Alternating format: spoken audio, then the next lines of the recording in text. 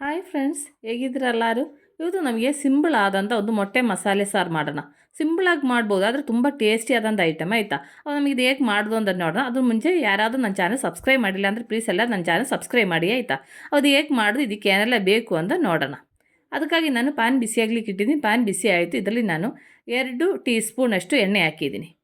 ಎಣ್ಣೆ ಚೆನ್ನಾಗಿ ಬಿಸಿ ಆದ ನಂತರ ಇದರಲ್ಲಿ ಒಂದು 4-5 ಬೆಳ್ಳುಳ್ಳಿ, ಅದಾದಮೇಲೆ ಚಿಕ್ಕದೊಂದು ಪೀಸು ಶುಂಠಿ ಕಟ್ ಮಾಡಿರೋದು, ಅದಾದಮೇಲೆ ಒಂದು 8-10 ಬಾದಾಮು. ಇನ್ನಿದು ಚೆನ್ನಾಗಿ ಫ್ರೈ ಮಾಡ್ಕೋಬೇಕು.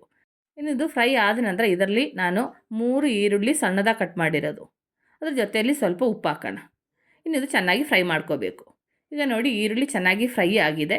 ಇನ್ನು ನಮಗೆ ಇದರಿಂದ ಸ್ವಲ್ಪ ಈರುಳ್ಳಿ, ಅದಾದ ನಂತರ ಅದರಲ್ಲಿ ಹಾಕಿರೋ ಬಾದಾಮು, ಅದಾದಮೇಲೆ ಶುಂಠಿ, ಬೆಳ್ಳುಳ್ಳಿ ಇದಿಷ್ಟು ಇದರಿಂದ ಸಪ್ರೇಟ್ ಮಾಡ್ಕೋಬೇಕು. ನಿಮ್ಗೆ ಬೇಕಾದರೆ ಇದು ಸಪ್ರೇಟಾಗಿ ಫ್ರೈ ಮಾಡಿಕೊಂಡು ರುಬ್ಕೋಬೋದಾಗಿತ್ತು. ಇದೆಲ್ಲ ಈಸಿಯಾಗಿ ಬೇಗ ಕೆಲಸ ಆಗುತ್ತಲ್ಲ ಅಂತ. ಈಗ ನೋಡಿ, ಅದರಲ್ಲಿ ಇದ್ದಿದ್ದೆಲ್ಲ ನಾನು ಸಪ್ರೇಟ್ ಮಾಡ್ಕೊಂಡಿದ್ದೀನಿ. ಅದಾದಮೇಲೆ ಇದರಲ್ಲಿ ನಾನು ಒಂದು 3 ಟೊಮೊಟೊ ಸಣ್ಣದಾಗಿ ಕಟ್ ಮಾಡಿರೋದು, ಅದು ಇದ್ರ ಜೊತೆಯಲ್ಲಿ ಹಾಕ್ಬಿಟ್ಟು ಚೆನ್ನಾಗಿ ಫ್ರೈ ಮಾಡ್ಕೊಳ್ಳೋಣ. ಇದು ಚೆನ್ನಾಗಿ ಫ್ರೈ ಆಗ್ತಿರೋ ಟೈಮಲ್ಲಿ ನಾವು ಫ್ರೈ ಮಾಡ್ಕೊಂಡ್ರೆ ಬಾದಾಮು, ಈರುಳ್ಳಿ ಇದೆಲ್ಲ ಅದು ಚೆನ್ನಾಗಿ ರುಬ್ಕೊತೀನಿ. ಇದ್ರ ಜೊತೆಯಲ್ಲಿ ನಾನು 1.5 ಟೀ ಸ್ಪೂನು ಹಾಲಿದು ಕೆನೆ ಹಾಕ್ತಾಯಿದ್ದೀನಿ. ಹಾಲು ಕುದಿಸ್ಬಿಟ್ಟು ತಣ್ಣಗಾಗೋ ಈ ಥರ ಕೆನೆ ಸಿಗುತ್ತದೆ. ಇನ್ನು ಇದು ಚೆನ್ನಾಗಿ ರುಬ್ಕೊಂಬರ್ತೀನಿ. ಈಗ ನೋಡಿ, ಅದು ಚೆನ್ನಾಗಿ ರುಬ್ಕೊಂಬಂದಿದ್ದೀನಿ. ಈ ಥರ ಪೇಸ್ಟ್ ಥರ ರುಬ್ಕೋಬೇಕು. ಅವಾಗ ಇದಿಲ್ಲಿ ಇರಲಿ. ಅದಾದಮೇಲೆ ಈಗ ನೋಡಿ, ಟೊಮೊಟೊ ಎಲ್ಲ ಚೆನ್ನಾಗಿ ಫ್ರೈ ಆಗಿದೆ. ಇನ್ನು ನಮಗೆ ಇದರಲ್ಲಿ ಮಸಾಲೆ ಹಾಕೋಣ.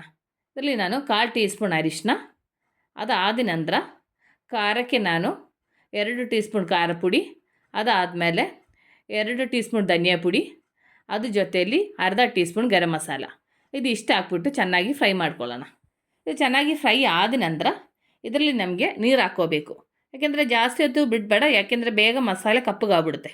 ಅದಕ್ಕೆ ಈಗ ನೋಡಿ, ಮಸಾಲೆ ಚೆನ್ನಾಗಿ ಫ್ರೈ ಆಗಿದೆ. ಇನ್ನು ನಮಗೆ ನೀರು ಹಾಕೋಣ. ಇನ್ನು ಅದು ಚೆನ್ನಾಗಿ ಮಿಕ್ಸ್ ಮಾಡ್ಕೊಳ್ಳೋಣ. ಚೆನ್ನಾಗಿ ಮಿಕ್ಸ್ ಮಾಡಿದ ನಂತರ ನಾವು ರುಬ್ಕೊಂಬಂದಿರೋ ಮಸಾಲೆ ಇದೆ ಅಲ್ಲ, ಅದು ಈರುಳ್ಳಿ ಮತ್ತು ಬಾದಾಮು, ಅದು ಇದರೊಳಗಡೆಗೆ ಹಾಕ್ಬಿಟ್ಟು ಚೆನ್ನಾಗಿ ಮಿಕ್ಸ್ ಮಾಡ್ಕೋಬೇಕು. ಈಗ ನೋಡಿ, ಅದು ಹಾಕಿ ಮಿಕ್ಸ್ ಮಾಡಿದ ಮೇಲೆ ಅದು ಸಾಂಬಾರ್ದು ಕಲರೇ ಚೇಂಜ್ ಆಗಿದೆ. ನೋಡಿ ಹೇಗಿದೆ ಅಂತ ನೋಡಿ, ತುಂಬ ಟೇಸ್ಟಿ ಆದಂಥ ಸಾಂಬಾರು ಆಯಿತಾ. ನೀವು ಮಿಸ್ ಮಾಡದೆ ಮಾಡಿ ನೋಡಬೇಕಾಯ್ತಾ. ಅದಾದಮೇಲೆ ಉಪ್ಪು ರುಚಿ ನೋಡ್ಕೊಳ್ಳೋಣ. ನನಗೆ ಸ್ವಲ್ಪ ಉಪ್ಪು ಕಮ್ಮಿ ಇದೆ, ಉಪ್ಪು ಹಾಕ್ಕೊಂಡಿದ್ದೀನಿ. ಇನ್ನು ಇದು ಒಂದು ಸರಿ ಚೆನ್ನಾಗಿ ಮಿಕ್ಸ್ ಮಾಡ್ಕೊಳ್ಳೋಣ. ಇನ್ನು ಇದು ಚೆನ್ನಾಗಿ ಕುದಿಬೇಕು. ಈ ಸಾಂಬಾರು ಚೆನ್ನಾಗಿ ಕುದೀತಿರೋ ಟೈಮಲ್ಲಿ ಇದ್ರ ಜೊತೆಯಲ್ಲಿ ನಮಗೆ ಮೊಟ್ಟೆ ಹಾಕೋಣ. ನಾನು ಇವತ್ತು ಮೊಟ್ಟೆ ಈ ಥರ ಸಣ್ಣದಾಗಿ ಕಟ್ ಮಾಡಿ ಹಾಕ್ತಾ ಇರೋದು. ಈ ಥರ ಕಟ್ ಮಾಡಿ ಹಾಕೋದೇನಕ್ಕೆ ಅಂದರೆ, ಈ ಥರ ಕಟ್ ಮಾಡಿ ಹಾಕುವಾಗ ಆ ಮಸಾಲೆ ಕುದೀತಿರೋ ಟೈಮಲ್ಲಿ ಆ ಮೊಟ್ಟೆ ಇದ್ರ ಜೊತೆಯಲ್ಲಿ ಮಿಕ್ಸ್ ಆಗುವಾಗ ಟೇಸ್ಟ್ ಸೂಪರಾಗಿರ್ತದೆ. ಅದಕ್ಕೆ ನಾನು ಇವತ್ತು ಈ ಥರ ಕಟ್ ಮಾಡಿ ಹಾಕಿರೋದು. ಅವಾಗ ನಾನು ತೊಗೊಂಡಿರೋ ಮೊಟ್ಟೆಯಲ್ಲಿ ಈ ಥರ ಕಟ್ ಮಾಡಿ ಹಾಕ್ಕೊಂಡಿದ್ದೀನಿ. ಈಗ ನೋಡಿ, ಸಾಂಬಾರು ಚೆನ್ನಾಗಿ ಕುದೀತಾ ಇದೆ. ಇನ್ನು ನಾನು ಕೊನೆಗೆ ಇದರಲ್ಲಿ ಸ್ವಲ್ಪ ಕಸೂರಿ ಮೆಥಿ ಹಾಕ್ತಾಯಿದ್ದೀನಿ. ನಿಮ್ಮ ಹತ್ರ ಇದಿಲ್ಲ ಅಂದರೆ ಸ್ವಲ್ಪ ಕೊತ್ತಂಬರಿ ಸೊಪ್ಪು ಹಾಕಿದರೆ ಸಾಕು ಆಯಿತಾ. ನಾನೀಗ ಬರೀ ಕಸೂರಿ ಮೆಥಿ ಹಾಕ್ತಾಯಿದ್ದೀನಿ. ನನ್ನ ಹತ್ರ ಕೊತ್ತಂಬರಿ ಸೊಪ್ಪು ಇಲ್ಲ, ಇದ್ದಿದ್ರೆ ಅದು ಸ್ವಲ್ಪ ಹಾಕ್ತಾಯಿದೆ. ಈಗ ನೋಡಿ, ನಮ್ಮದು ಸಾಂಬಾರು ರೆಡಿ ಆಗಿದೆ. ಇನ್ನೊಂದು ಸರಿ ಇದು ಮಿಕ್ಸ್ ಮಾಡ್ಕೊಳ್ಳೋಣ. ಎಷ್ಟು ಸಿಂಪಲಾಗಿ ನಾವು ಎಗ್ ಮಸಾಲೆ ಮಾಡಿದೆ ಅಂತ ನೋಡಿ. ನಾನು ಇವತ್ತು ನಿಮ್ಮ ಜೊತೆ ಶೇರ್ ಮಾಡಿರೋ ಈ ಮೊಟ್ಟೆ ಸಾರು ರೆಸಿಪಿ ನಿಮಗೆಲ್ಲರಿಗೂ ಇಷ್ಟ ಆಯಿತು ಅಂತ ಅಂದ್ಕೊಳ್ತೀನಿ. ನೀವೆಲ್ಲರೂ ಟ್ರೈ ಮಾಡಬೇಕಾಯ್ತಾ. ನೀವೆಲ್ಲರೂ ಟ್ರೈ ಮಾಡಬೇಕು. ಟ್ರೈ ಮಾಡಿ ನಿಮ್ಗೆ ಇಷ್ಟ ಆಯಿತು ನಿಮ್ಮ ಫ್ರೆಂಡ್ಸಿಗೆ ಶೇರ್ ಮಾಡಿ, ಲೈಕ್ ಮಾಡಿ, ವಾಲ್ಯುಬಲ್ ಕಮೆಂಟ್ಸ್ ಹಾಕಿ. ನಾಳೆ ನಾವು ರುಚಿಕರವಾದ ಹೊಸ ವೀಡಿಯೋ ಆಗಿ, ಹೊಸ ರೆಸಿಪಿಯಾಗಿ ಸಿಗೋ ತನಕ ಟೇಕ್ ಕೇರ್, ಬಾಯ್.